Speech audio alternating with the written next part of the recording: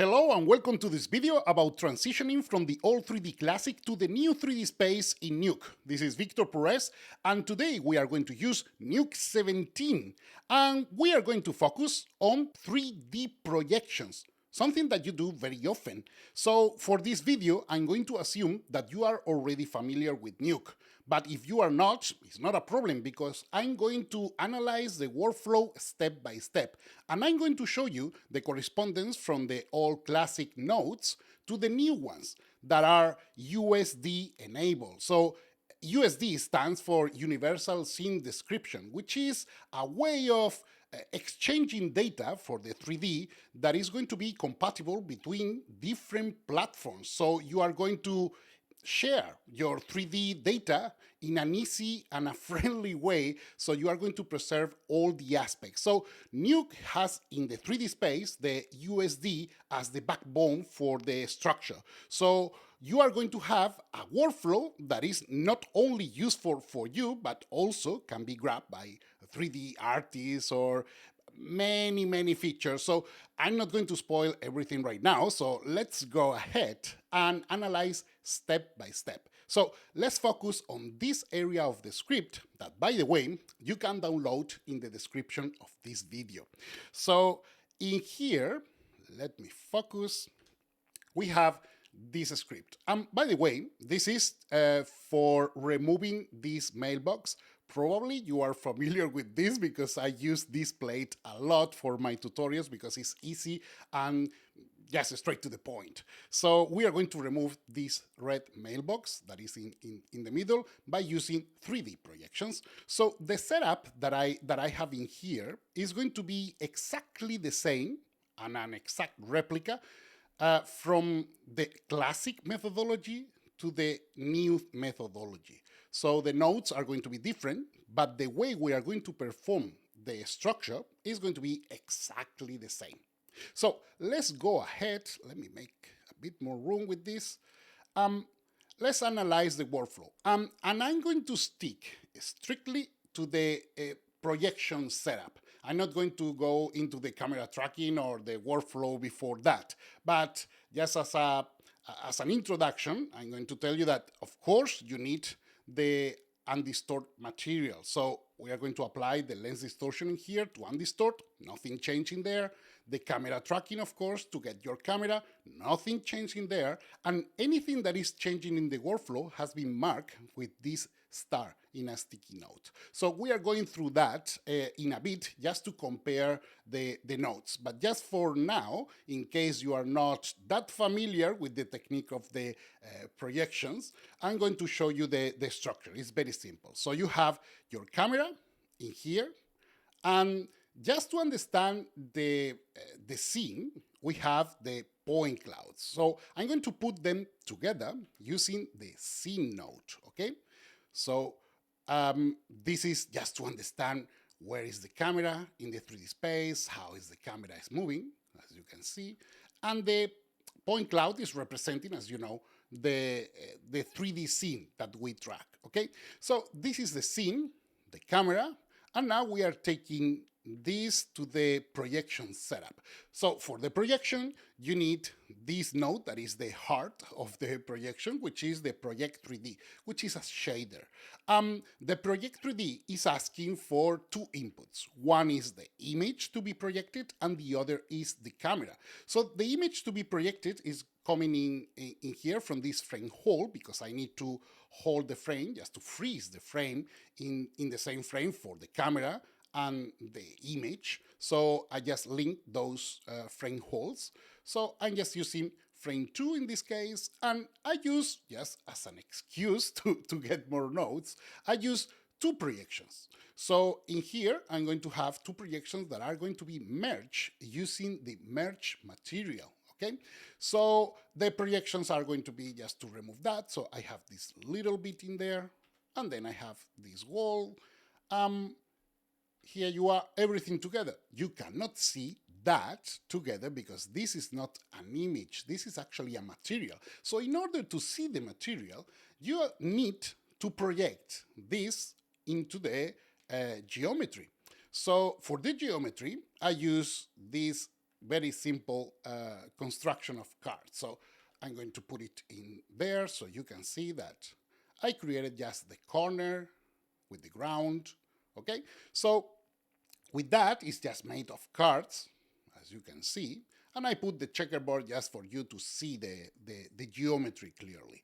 So all the cards are putting together with the merge geo, and then I'm just using a transform to put everything at scale. So for that, just for showing you the scope of that, which is mostly for using the excuse of the transform, because I want to discuss that node with you.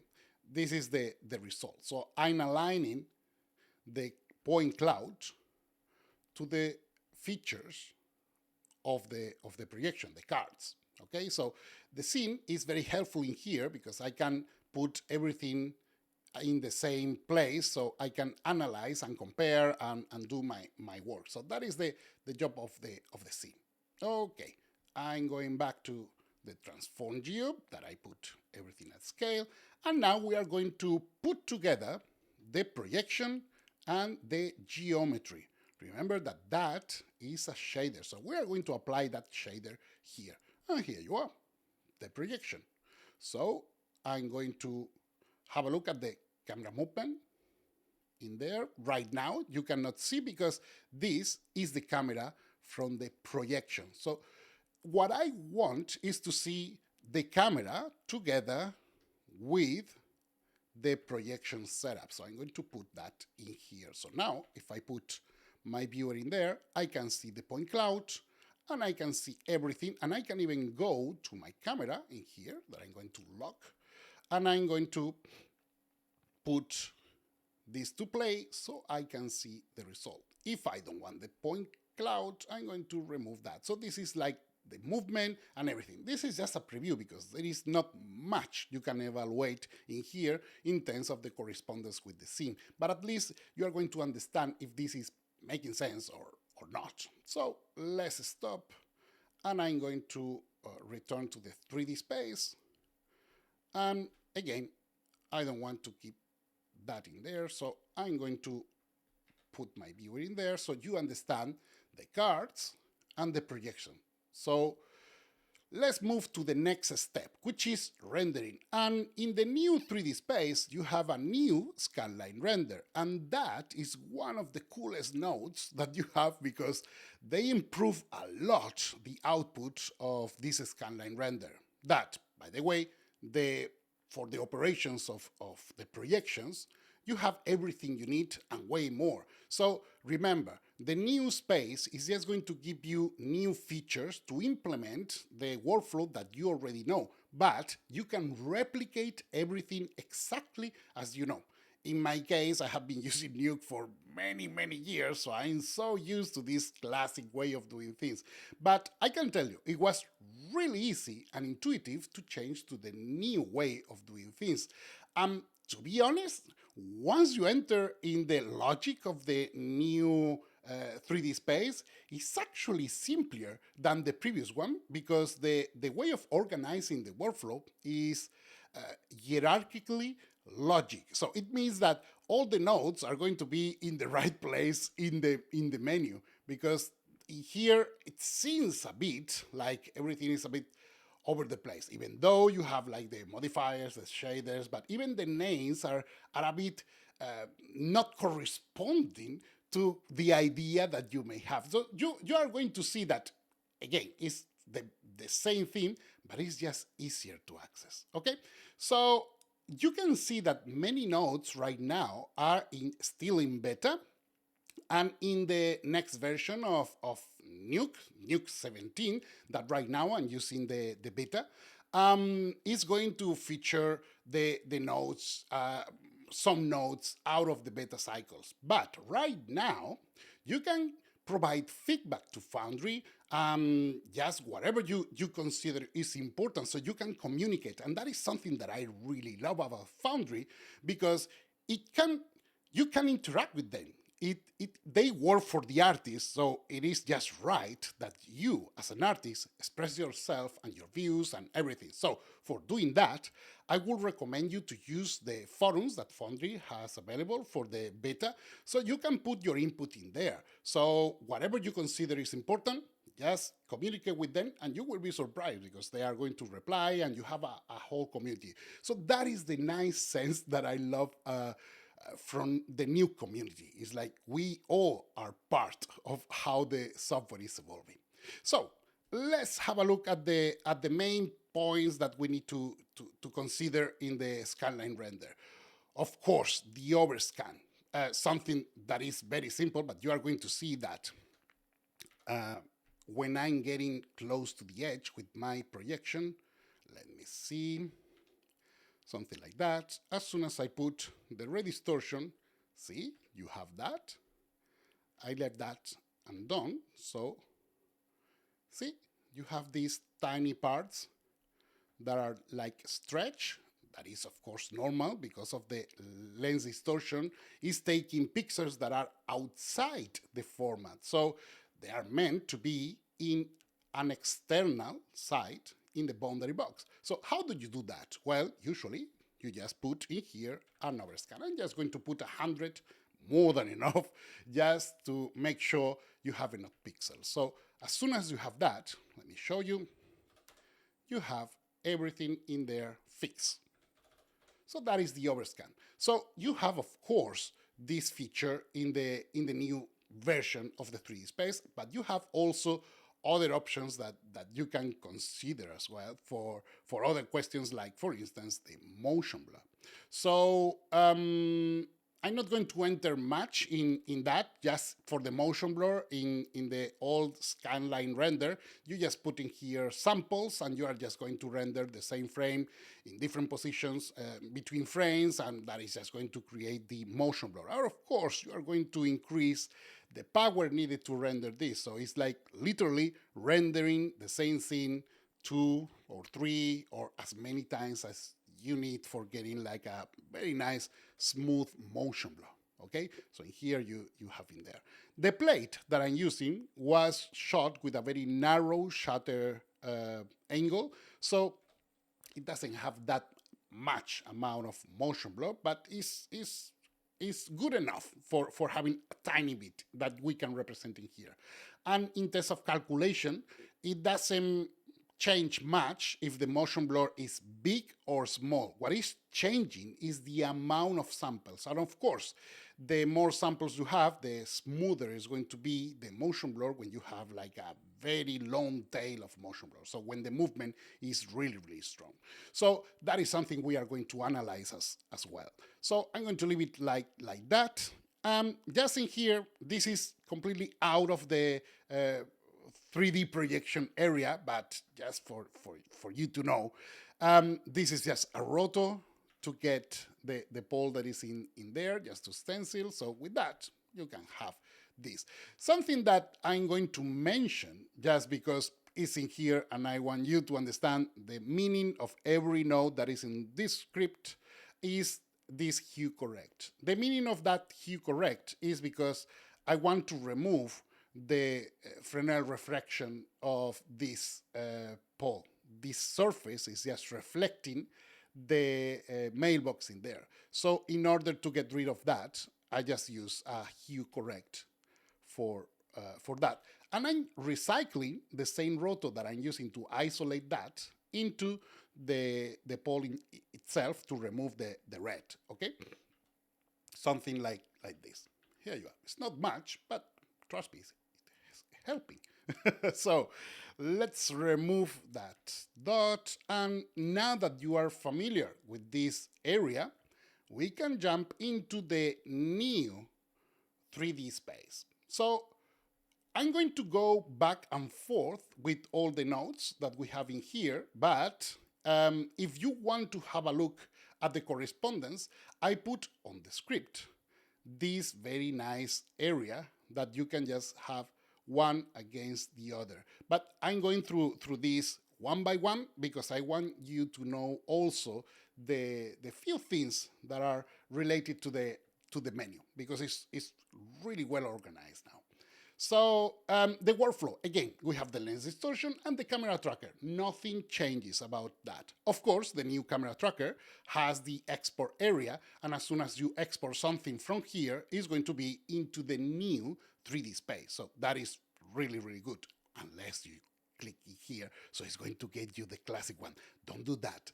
So just that's because I want you to use the new one, because trust me, once you get used to the new one, wow, it's going to be really, really unlikely that you go back to the previous one.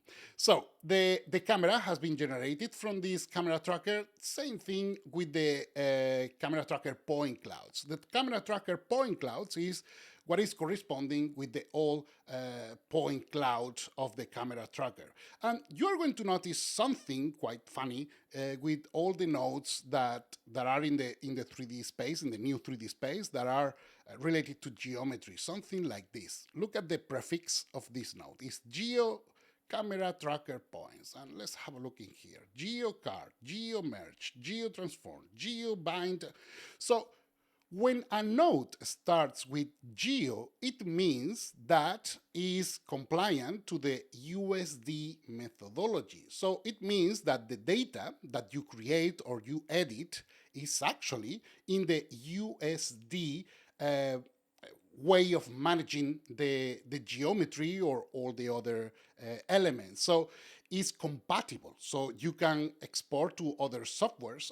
It's going to preserve exactly the same transformations, the same generation, the same position. So it's really compatible. And this is really powerful because we are going through a way of working where you can interoperate with different softwares without losing bits and pieces in the way. So remember, visual effects and filmmaking in general is all about collaboration. So the more you can stick to the original vision and the original features of how you envision a shot, the more it's going to respect your view, your artistry. So it's really cool. So keep in mind, every node that is starting with geo means that you can export using the USD methodology, and practically all of them have.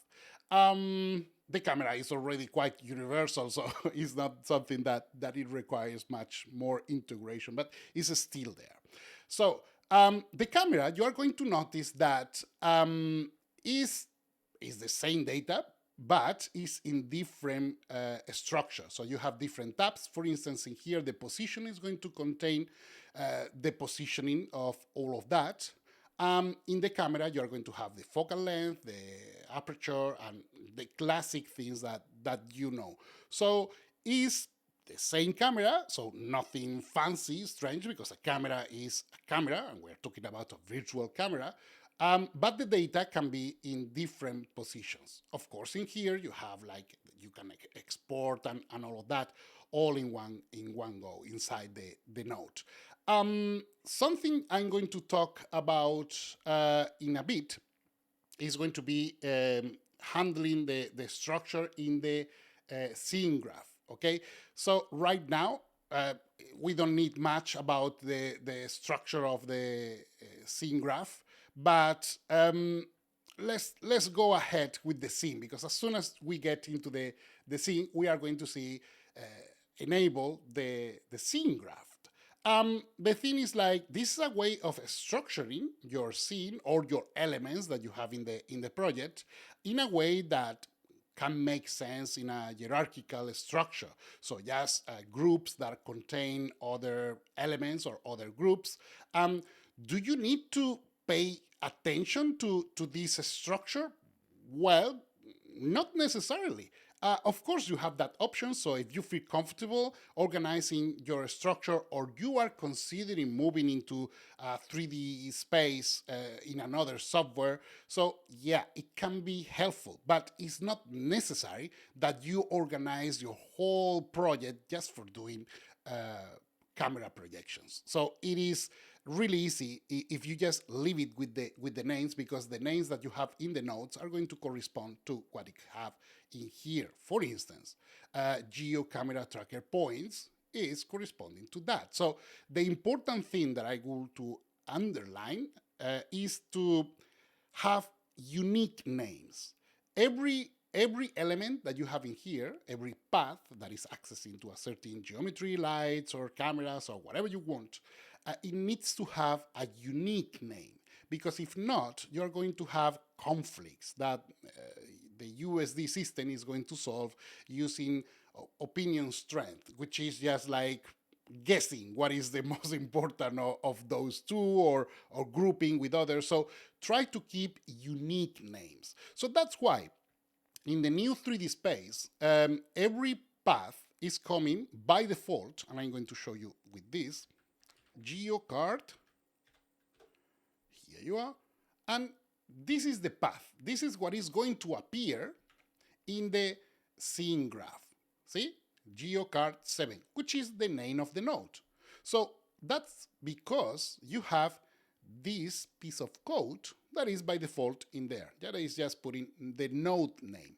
But you can change it to whatever you want. I can put my card, for instance. So as soon as I put that, the name of the node, that is sacred, you cannot have nodes with the same name. That is just impossible in the Nuke environment. So changing the name of a node is never recommended, but changing the path maybe can be recommended. So you can have in here my car. So you can modify that, or you can just leave it as it is.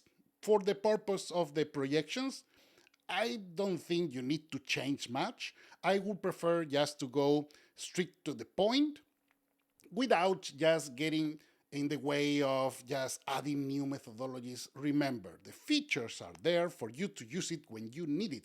But if you don't need it, don't use it. So, and when do you need something? Well, you are going to feel very distinctively when you need something. I prefer to use features that are coming from the experience of needing them, instead of because someone like me, for instance, is just telling you, hey, do this way. No, you have to respect yourself and your point of view as an artist. So use things that make sense to you. What I'm doing here is just showing you possibilities. So that's all. So the scene is just having all the elements. So if I go to this geo merge, as you can see, you have like different groups that I created. You have the materials as well. You have a customized version, which is I'm isolating and using the ground. So I'm using this intersection and this front and this side. So I have like different elements that are inside what I consider to be the ground, okay, the floor area of the grid. And then you have the wall, those two. So do you need to do that? No, I just did it for the purpose of showing you why it would make sense. The point is, in here, you have this geotransform that is allowing you something new that is called masking. Masking. What is masking? Masking means that you can select within a group of geometries a certain group that you want to modify. In here, I'm using the geotransform here just to the default group, which is everything, the root, which is like the transform geo, the classic transform geo that is just modifying everything that is hooked above. But I'm going to use another geotransform in here, and I'm going to apply that. And I'm going to show you the way of masking, just in case you are interested. In the scene graph, you can see the different groups. So I'm going to use a group, for instance, the group walls, because I want to change something with the walls. So let me just put this view in there, and I'm going to change the wall. So probably the most intuitive way will be like, oh, remembering what is the name of that, and then say, oh, let's call it walls. And it's like, okay, walls. And it's like, quack, it's not working. Why? But I put walls. And then you can go there and say, oh, but I'm naming that exactly with the same name. Why is this not working? Well, because this requires to remember a few things. Something like, for instance, you need a slash in here. So by having that, now is accessing. So the way of calling the group is just by using the slash name of the group. So I think it's a bit, maybe not that intuitive. So instead of using this way, I will suggest you another way that is much easier. That is just visually selecting whatever you need, which is in here. So I'm going to select, for instance, the walls. So I select that. So I select the walls. Okay. So I'm selecting the walls, and whatever I'm going to do in here is just going to be affecting the walls. So I'm going to make this big or small. Here you are. So even if my geotransform is hooked to the whole kit of geometries, I'm just transforming those geometries that are within the group of the walls. So maybe this can be helpful if you have like a complex set of geometries composed of different elements and you want to tweak just a certain element of that geometry. Well, this is the way of doing that, is by masking. So you are affecting just a certain area of that particular geometry. So let's get rid of this and let's go to the workflow again. So geoscene to put everything together just to see what's going on. I can, as I did before, I'm going to do this in here so I can see the camera and the point cloud, everything together. So no big deal. This is just like a translation of the scene from the classic way. In here, we practically saw the geometry, so I just put the cards that are now called geo cards, the merge geo that is now called geo merge. So this is now easier to call the nodes in here just by placing geo. Here you are. You are now in the 3D space. So every node that you are going to call that starts with geo is just going to be referring, of course, to the new 3D space. So make sure you don't have like the invert, because for instance, you have the geo transform, which is the new one, and the transform geo, which is the old one. That's why in here you have this nice classic badge that is going to tell you that that is the former version. So you cannot mix, by the way, classic nodes with new nodes. So you either go one way or another. So just go for the new one. Okay, that is the geo merge. That is basically the same thing as before, but made for the new one. The geotransform, I already talked about that. And now this is the equivalent of the apply material. So this is the geobind material, which is just to put together something like, for instance, in here, the shaders that are made for the projections. This is something that is important, is to understand the difference between, for instance, a project 3D and a UV project. So the project 3D is a shader. So all the nodes that are relative to the shader are in this menu. So in here you have the project 3D shader. And it's really nice that they add also the shader to the name, so there is no confusion to the actual UV project. Okay, so in here you have the Geo Project UV.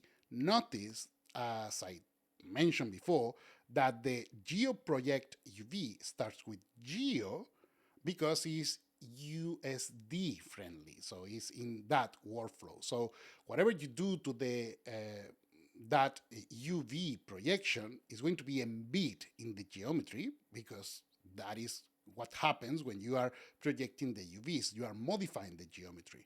With a shader, you are not modifying the geometry, it's just putting something on top of that, but the geometry remains the same.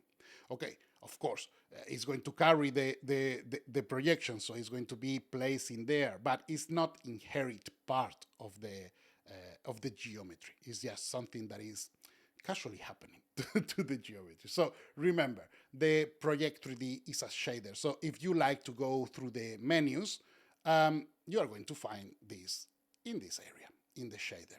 In here you have the modify, lights, create. So the hierarchy is pretty much the same as in there, but in here, for instance, the names are kind of they don't have like the geo things in the beginning, so there are many things that can be confused in what area they are. So it is, I find, way easier to navigate in here by using the logic. But of course, I don't go to the menus anymore, so I just go with the coloring in here. Um, as you can see, the nodes that are in the 2D part are exactly the same thing. The only nodes that are changing are those two, so the Project 3D shader and the Merge Layer Shaded, which is like the merge material. In here, just to be clear, this is again having the shader tag at the end, so you don't get confused with the materials, projections, and mixing terms. So it's just much easier to understand semantically what this script is performing on every stage. Okay, so the Project 3D shader is going to be merged with a merge layer shader. So the structure of the node in itself is actually the same as before, but it's just the way it has been built that is now with the new workflow. Okay, so the merge layer shader is just like a merge, but it's just using the materials we are creating in here. So with once we have that, you are going to use the GeoBind material, which is the same as the apply material of before. And with that, you're going to have your geometry with that beautiful projection that you created in here. Okay? Now, let's go to the render section, because in here we have the new scanline render. The scanline render 2, which is the new scanline render, has many more options. So don't get overwhelmed, because it's actually very well structured. Everything has been grouped into logical areas. So if you want to go through the motion blur, everything that is going to condition the motion blur, you have all the options in here. If you want to go through the sampling, that is something that we need so much that now it makes sense that it's in the first main tab of the node. So you have the camera samples that is just going to create the aspect of that motion blur. So the higher the number, the better quality is going to have your motion blur. But again, be careful, because at the expense of the computer power. So you are going to need more time and more power in order to perform this. So don't overkill it. Just use the minimum number that you need in order to look good. So that is something that is going to be relative to the amount of motion blur, as you know, other factors. So for the purpose of this exercise, I'm just going to keep it at 1, because it's just easier just to get render. But something I would like to flag in here is the outputs. This is something that I really love from the new scanline render, because it's now finally allowing us to have like proper AOVs. So you have like many passes that you can create in here. I'm not going to dig much into that area, because it's not the purpose of this. In here, I'm just going to use the RGBA, because that is all I need. But if you want to know more, just click in here, because it's going to give you a lot of descriptions about everything that you need to know about the passes. So you have all the information, all the kind of passes, filters, and everything. So it's very well described. So in here, for instance, you have like the passes that I was talking about, the AOBs. So you have all the descriptions in here. Again, this is not the purpose of this, because I'm talking about projections, so we are going to stick to the old and good RGBA. Okay, so I deactivated all the passes because I don't want to use something I don't need. So I'm going to deactivate everything that is in here. By default, I'm going to call this scanline render. Here you are, the new one in there. And by default, it's giving you all the passes that you may have. In here, you have nothing, but it's still just the option is on, so you can just go in here and select whatever the pass you want to put in there. I'm deactivating because I don't like to have anything just being kept into account if I don't need it. Just optimizing my script. So in here, you just have the classic set def that is just coming for free, as you can see. But something that I like is to use the remove just to stick just to the RGBA. I think it's really important that when you are building your workflow, you stick to what you need and no more and no less, because you are accumulating things that you don't need and it's just making your script uselessly heavy. But the thing is, like, in terms of the scanline render in itself, is exactly as before. You have an input for the object or the scene, and you have another for the camera that is just coming from there, and then another for the background that I like to use as a background the reformat, and I don't like to use the constant, because I prefer just to have this thing is something that I like. But you can put a contact in there. In here, as you can see, the boundary box is just applied to the whole thing. Talking about the boundary box is in here is just going to tell you the format extent, so you have different areas. So you can start from the format or for the format clip, or all the options that you have usually every time you are dealing with formats and boundary box. But in here, this is the way you get the same overscan that I was talking about before. Okay, so with that, I'm keeping the channels that I need. Then I'm applying the distortion, just the redistort, and this area is exactly the same. So if you want to check the result, that is not the most accurate result, because I just wanted to make the script simple. So I'm going to compare both ways, so the classic and the new. So let's go to this area. As you can see, the quality of the result is exactly the same. So the new 3D environment is not going to improve, but not to decrease, the quality of your result. It's just improving the ability that you have to manage the workflow, but the result is going to be exactly the same as before. So it's not going to, you are not going to lose anything with this. So that's why I will suggest that you start using this methodology, because you're going to feel very quickly that you can improve things just by using the new features. But of course, that is, as I said before, something that you have to develop and to mature as an artist yourself. Okay, in here I'm just showing you the panorama that we have. So in terms of the workflow, it's exactly as before. So you get the camera, you get your projection setup made with painting or with freezing frames, or at the end of the day, it's exactly the same thing as before.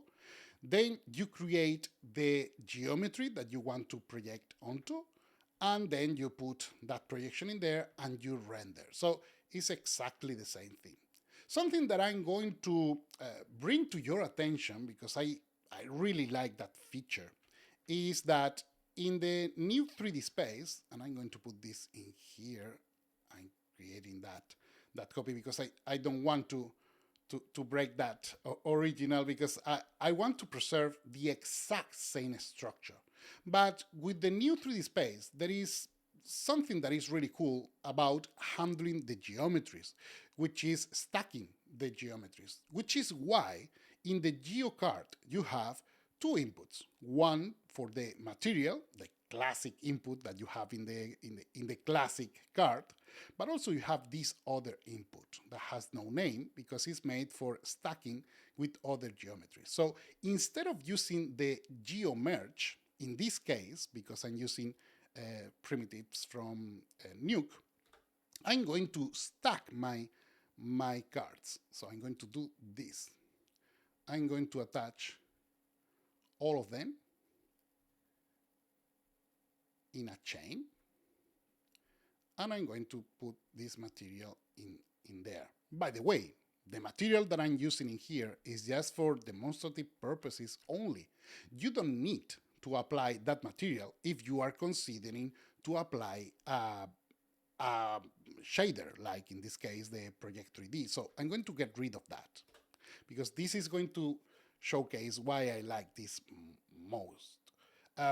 It's just easier. It's just thinner, and because in the geo transform you can actually select what you want to transform in here, and especially if you are not even changing the paths, so the names, you can actually put a stack of transform in there or just use one transform. So it's going to be an easier to handle script. Of course, many of you prefer to be more explicit in the way you are placing the data. So is there any benefit to having this or the other? No, it's just whatever you prefer. But what I wanted to underline in here is this ability that you have to put everything together in a very neat and small package, because if you are using a geometry that is frozen in there, it's actually much nicer to have in there. And then if you need to modify a certain card, I'm going to make an example. So this is another geotransform, and I'm going to pick something like, for instance, this sidewall. So I'm going to select that. So I can move that independently from the others, even if everything has been stacked. So you can use this, and it's going to be easier to have everything in one place. But I can admit that maybe having all of this in one stack can be tricky to understand as a separate or a different structure or a mobile structure that you can replace certain areas. So yeah, if you want to go with the other methodology using the geomerge, yeah, you can use that. It's no problem at all. But I think it's just quite cool. Maybe in the future I'm going to be using this more and more. So if you download my scripts, expect to have this. So that is the thing. Also important for you to know, if you open someone else's script and has this kind of stack, you know that yeah, it is normal. It's the same thing as having all of that with a geomerge. Okay, so I'm going to remove that because this was just a side note. Okay, so this is the script, as I said before. Just use it. You're going to notice that it's just easier to understand. It's more logic than before because of the structure. If you are learning, if you are new to Nuke, yeah, you are going to find that it's going to be more logic in the semantics of where the nodes are structured and even the naming of the nodes. And if you are like an old dinosaur like me, yeah, this is the way of doing the same thing with the new nodes. Okay, so let's go to the last part, which is the comparison between the, well, not the comparison, but the correspondence from one system to the other. So in the classic way, we have the camera tracker point cloud, and in here you have the geo camera tracker points. Okay, so it's like the same elements of the name, but in different order. Okay, starting with geo, so is USD compatible. The card is now geo card. the merge geo is now geo merge, same with the geo transform that has now the transform geo. So, sorry, the transform geo that is now the geo transform. It's very easy to remember. Everything that starts with geo is from the new system. Is just that. And of course, the colors. You are going to see that the green, we are going to deprecate that and leave it behind one day. So yeah, geo merge, geo transform for the transform geo. The apply material is now geo bind material. And then you have the camera that is exactly the same thing as before. And with now you have the input for the scene. And this is just for structuring the workflow. You don't have to connect it in order to work for the projections. The scene that is now a geo scene. The scanline render that is now scanline render 2, but in order to call it is exactly the same thing, is the scanline render. New features that I already explained. Have a look at the scanline render because it's one of the nodes that has improved the most. You have all the previous capabilities and way more. So have a look at that. And the ray tracing, of course, is super interesting. But you don't need much of ray tracing for 3D projections. The Project 3D, that is the Project 3D shader, and the Merge Matte, that is now Merge Layer Shader. Okay, so yeah, that is the correspondence of the nodes. You have it in this script, but it's actually very intuitive. You can build the same workflow just by translating this. Use this as a dictionary for translation. So remember, I'm just going through the whole workflow again, so you can see the workflow in one go. So we're going to apply the undistortion using the lens distortion. Nothing changes about that. Camera tracker, nothing changes about that. So once we have tracked the scene, we're going to get a camera and a geo camera tracker points that I recommend in order to orientate the scene.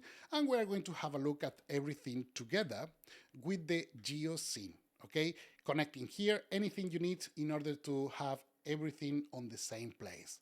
Once you have the camera, you are happy with the scene and everything is at scale if you need or whatever, you move to the next stage that is going to be creating the actual projection setup, which is just by using the typical 2D ways of isolating areas or painting if you want to get rid of certain areas, isolating that and creating a projection by using the Project 3D shader. Remember that if you want to freeze a frame for the painting, you need to freeze the same frame in the camera. So that's why I'm linking the frame hold from the 2D to the camera.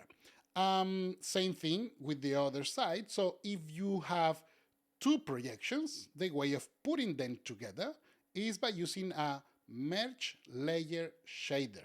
Okay, so remember, as a merge, B and A are going to represent what is over what, or if you want to use any other operations, you have them in there. Once you have your projection, that by the way you cannot visualize in the 2D space because it has nothing, it's a material, well, it's a shader that you want to use as a material in here. So we are going to put that into a geometry. So we are going to create the geometry that you can generate from the point cloud, or you can snap by using the usual way that you have before. But the important is that once you have your geometries that you can put together using a merge geo, if you have more than one, but also you can stick them by connecting between them without the need for the merge geo. Once you have that, remember that you can transform them in not just by a geo transform, because you have way more transformations in order to adapt the 3D, so you have all of them in here. And once you have your geometry that is ready and aligned with the point cloud, then you just put the projection using the GeoBind material. Okay, once you have this, you are pretty much ready to go to the render. So for the render, we are going to use the scanline render, the new one. And in the scanline render, you are just going to set up the samples because you want to make sure that the motion blur is going to be respected as in the plate. And something important is the overscan in order to allow the next steps that are going to be the lens distortion to redistort, that you need the extra space from outside the format, just to get the boundary box inside. Remember that you have new outputs, and because of for the projections, I don't like any outputs. I'm just going to, any extra outputs from the RGBA, I'm just going to ensure I'm just keeping the RGBA in here. So once I have that, of course, I'm going to apply the rotoscoping to remove the areas. I just did this tiny correction for integrating the pole in there, and now I'm just placing everything in there. So your projection is now ready. So this is the methodology. With this, you can do exactly the same as before and way more. So remember, if you have any feedback, comments, or feature requests, just contact Foundry on the forums that I'm going to put in the link in the description of this video. I pretty much done everything that you need to know to transition from the old classic methodology to the new 3D space in Nuke. So that's all for today, and thanks for watching. This has been Victor Perez.